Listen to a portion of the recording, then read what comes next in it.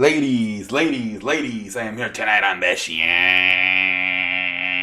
And tonight we are here to talk about the Denver Nuggets beating the Utah Jazz in Game 7. What a game this was. But at one point, I believe they had a 20-point lead. The Denver Nuggets, they had a 20-point lead. Donovan Mitchell was a no-show in the first half. There was a PB&J on the lookout for him. I filed a police report. The FBI was looking for Donovan Mitchell in the first half because the guy only had 7 points. I'm like, what the hell's going on? It's Game 7. You've been dropping 50 points, 45 points, and you're over here only with 7 points in the first half. I beg you pardon, Donovan Mitchell. And I predicted no way in hell, Spider. That's how you guys call him, Spider. That reminds me of a sushi roll, by the way. But anyways, back in in the Japanese restaurants. Anyways, I did predict no way Spider is going to end. Donovan Mitchell is going to end up with just like a performance like this, and he did wake up and he scored.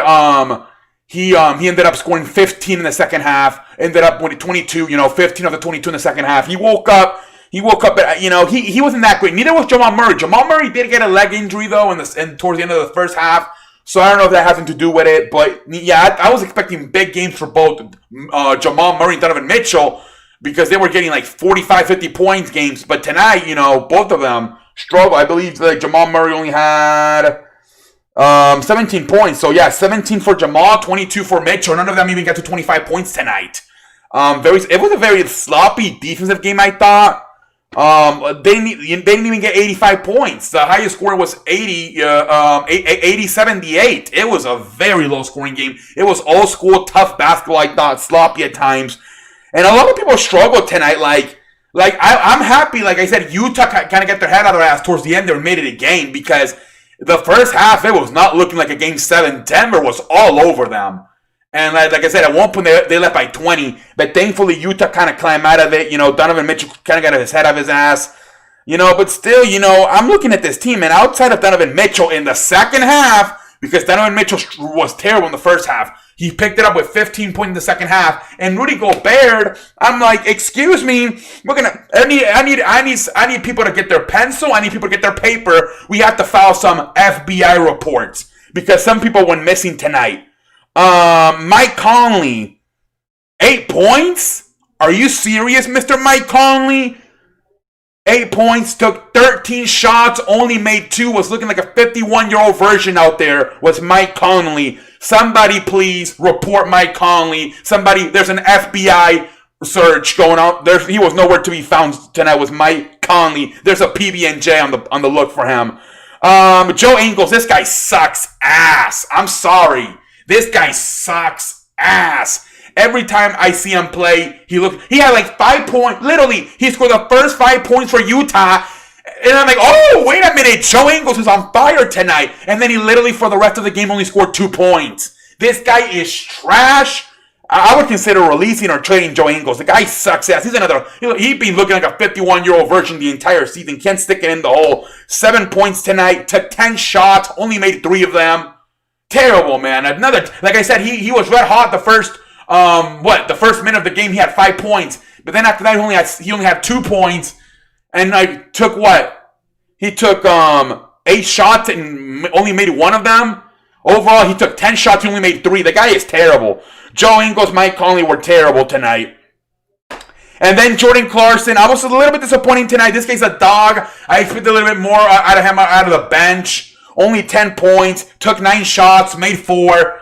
I expected a little bit more from Jordan Clarkson in this type of situation. I really did. I was a little bit with this. They only used the 8-man rotation. They didn't really put a lot of guys in. It was basically the starters and Jordan Clarkson. But yeah, I thought they really disappointed tonight. Mike Conley, Jordan Clarkson, Joe Ingles, they were trash tonight. There were no shows. Even Donovan Mitchell, you can file an FBI missing report in the first half with only 7 points. I thought Utah really struggled tonight. And Rudy Gobert 19 and 18. Everybody else struggled. Donovan Mitchell picked it up with 15 in the second half, ended up with 22.